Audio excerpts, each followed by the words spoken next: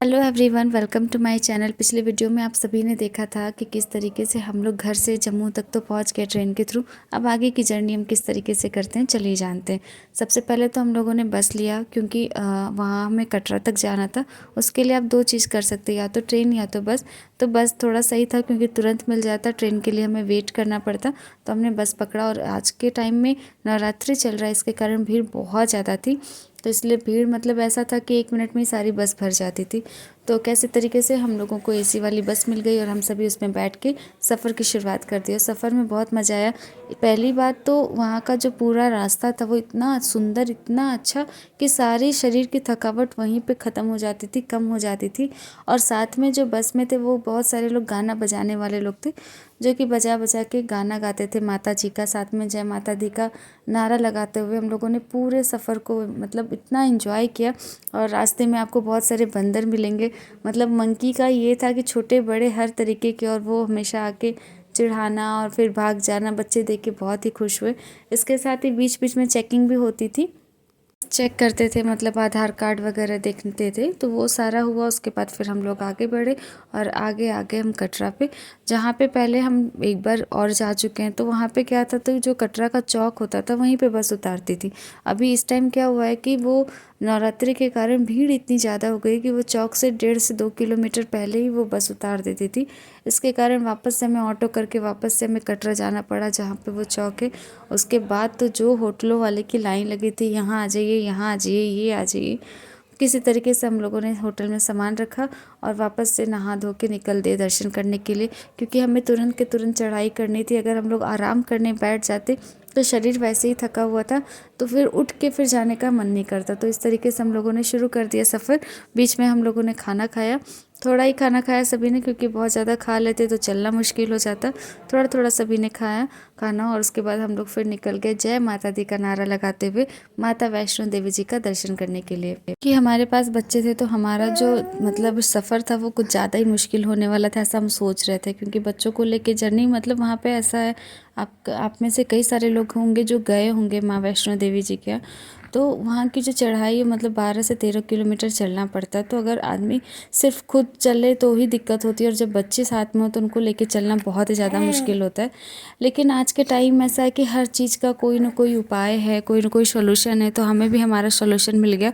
वहाँ पे वो बच्चों को लेके गाड़ी में लेके जाते थे, उसका वो अलग से चार्ज करते थे। मतलब कि सिर्फ अगर आपको माँ नीचे से माँ वैष्णो देवी जी के दरबार तक जाना है तो एक ट्रॉली का वो जो है 540 रुपये चार्ज करते थे। और हमारे पास दो बच्चे थे तो हमारा 540 और 540 मिला के 1080 रुपये सिर्फ माँ वैष्णो देवी जी के यहाँ का होता था। उसके बाद माँ वैष्णो देवी जी के यहाँ से अगर आपको भैरव बाबा तक जाना है आगे, तो फिर वहाँ से आपको 240 रुपये अलग से चार्ज करने पड़ते थे। और अगर फिर भैरव बाबा से आपको नीचे आना तो सेम वही रेट, मतलब भैरव बाबा से आपको माँ वैष्णो देवी जी तक 250 रुपये, और उसके बाद फिर नीचे तक का 540 रुपये।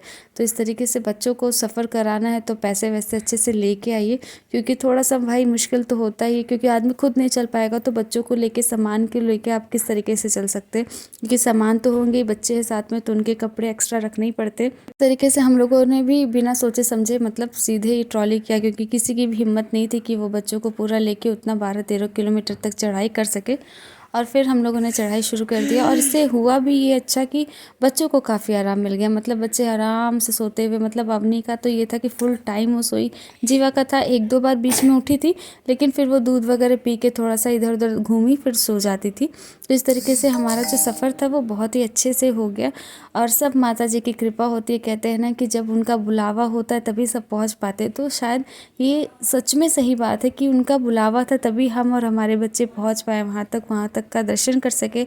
और इतना भव्य सजावट हुई थी, इतनी भव्य सजावट हुई थी कि आप समझ सकते हैं कि वहाँ पे रिकॉर्डिंग करना मना था, क्योंकि हर जगह आर्मी ऑफिसर्स लगे हुए थे जो कि फ़ोन को अलाउ नहीं किए थे। फ़ोन क्या, वो हर चीज़ को बस आप दर्शन करने के लिए जा सकते हैं, इसके अलावा आप कुछ भी नहीं कर सकते। और इस टाइम नवरात्रि का ऐसा था कि मतलब हर टाइम सिर्फ यही अनाउंस हो रहा था कि वो खो गए, वो खो गए। मतलब हर टाइम किसी न किसी का हाथ मतलब छूट जा रहा था।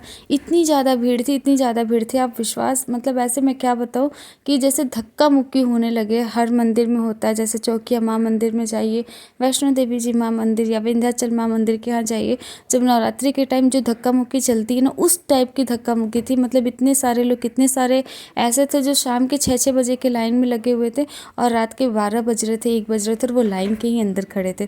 तो इस तरीके से जो भीड़ था वो बहुत ही ज़्यादा था। इसके कारण हर कुछ रिकॉर्ड करना मेरे लिए थोड़ा मुश्किल था, क्योंकि बच्चे भी हैं, चलना भी है और थके हुए भी हैं, तो हर चीज़ रिकॉर्ड करने में थोड़ा सा मुश्किल होता है। साथ में फ़ोन अलाउ भी नहीं था, तो जितना हमसे हो सका हमने उतना पूरा रिकॉर्ड करने का कोशिश किया हुआ है। फिर भी बच्चों के कारण हमें बहुत ही आराम मिला, क्योंकि जितने भी लोग थे वो बच्चों को देख के कि अरे इनके पास छोटा बच्चा है, इनको आगे कर दो, तो थोड़ी फैसिलिटी तो हमें भगवान ने दी और उसके कारण हम थोड़ा दर्शन जल्दी कर पाए। माता रानी के दरबार में गए, वहाँ बहुत सुंदर सुंदर 9 माता जी का मूर्ति लगा हुआ था, सभी के हमने पैर छुए। उसके बाद सारे मंदिर में जितने भी मतलब शंकर जी हर कोई लगा था, और फूलों की सजावट इतनी खूबसूरत थी, इतनी खूबसूरत थी कि कोई देख के नहीं कह सकता कि ये मतलब फ्रेश फूल, ऐसा भी नहीं कि जो वो कागज़ प्लास्टिक वाला, ऐसा कुछ नहीं। फ्रेश फूलों की माता रानी की सजावट थी और वो जो भव्य दर्शन था वो शायद ही कोई जो व्यक्ति दर्शन करता है उस टाइम शायद वही उसका अनुभव ले सकता है। आदमी कितना भी मुँह से बता दे वो नहीं उसको व्यक्त कर सकता कि उसको कितना आनंद, कितना सुख मिलता है। इसके बाद हम लोग माँ वैष्णो देवी जी का दर्शन करने के बाद ये सोचे कि हम लोग रुक जाते, लेकिन फिर हुआ कि अगर रुके तो फिर चल नहीं पाएंगे, क्योंकि वहाँ पे यही, अगर आप रुक गए, आपके हाथ पैर ठंडे पड़ गए, तो फिर चलना मतलब पैर आपका जैसे लगेगा कि आप पत्थर पे ज़मीन, मतलब आपका जो ज़मीन है वो पत्थर बन गया है और इतना ज़्यादा पैर दर्द होता है।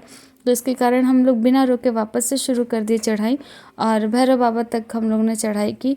हम लोगों ने सीढ़ियों से की, और बच्चियों मतलब अब जीवा को तो ट्रॉली नहीं मिला, अवनी को फिर हमने जो है ट्रॉली से फिर अनुपम लेके गया उसको वहाँ पे भैरव बाबा जी के यहाँ दर्शन किए।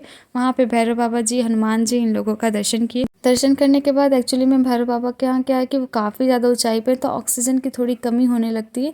इसके कारण फिर हम लोगों ने धीरे धीरे, और कुछ देर तक तो रुके थे, आधा 1 घंटा तक हम लोग वहाँ पे रिलैक्स किए, क्योंकि इतनी ज़्यादा भीड़ थी कि सिर्फ 2 लोग ही दर्शन कर पाते थे। बच्चों को लेके जा ही नहीं सकते थे भैरव बाबा के यहाँ, वो मतलब वो कुछ भी वहाँ पे धक्का मारते रहते। तो इस तरीके से 2 लोग गए, फिर दर्शन करके आए, फिर 2 लोग गए दर्शन करके आए, तो उन 2 लोगों के दर्शन करने में आधा घंटा लग जाता था। इस तरीके से आप समझ सकते हैं कितना ज़्यादा भीड़ होगा, जबकि भैरव बाबा कितनी ऊंचाई पे, और हमें दर्शन करने में कम से कम 2 से 3 रात के बज रहे थे। उस टाइम हमने दर्शन किया, फिर वहाँ से हम लोग नीचे आए। आप विश्वास नहीं करेंगे क्या माता रानी की कृपा हुई हम सभी के ऊपर, कि अर्धकुंवारी माँ, जिनका मतलब बहुत लोगों नंबर लगाते हैं लेकिन वो नंबर नहीं आ पाता, उनका दर्शन नहीं मिल पाता। हम लोग पिछली बार गए थे तो हमें दर्शन मिल गया था, इस बार तो हमने कोई उम्मीद ही नहीं रखी थी कि हमारा दर्शन होगा, क्योंकि नवरात्रि, ऊपर से जो लोग मिलते थे वो यही बताते थे कि हमने 3 दिन पहले नंबर लगाया, मिला नहीं, 4 दिन, मतलब इस तरीके से ही हो रहा था। लेकिन जो ट्रॉली वाले थे, जो भैया बच्चों को खींच के ऊपर तक लेके गए थे, उन्होंने बोला कि ये मेरे पास एक पर्ची है जो उनको किसी यात्री ने दी थी, और जब वो यात्री ने मतलब नंबर लगाया था तो उसका 384 नंबर था। और जब वो माँ वैष्णो देवी जी का दर्शन करके नीचे आए अर्धकुंवारी माता के यहाँ दर्शन करने के लिए, तो उस समय 90 नंबर चल रहा था, तो काफ़ी ज़्यादा उनको वेट करना पड़ता, मतलब 2 से 3 दिन। तो वो वेट नहीं किए क्योंकि उनको जाना था, और उन्होंने अपने पर्ची जो है वो जो है किसी मतलब वही जो भैया थे उनको पकड़ा दिया कि किसी को अगर यूज़ में आ जाए तो आप उनको दे देना। और संजोग देखिए कि हम लोगों ने मतलब वो पर्ची लिया, और उन्होंने बोला कि जाते समय एक बार ट्राई कर लेना, ट्राई करने में क्या जाता है।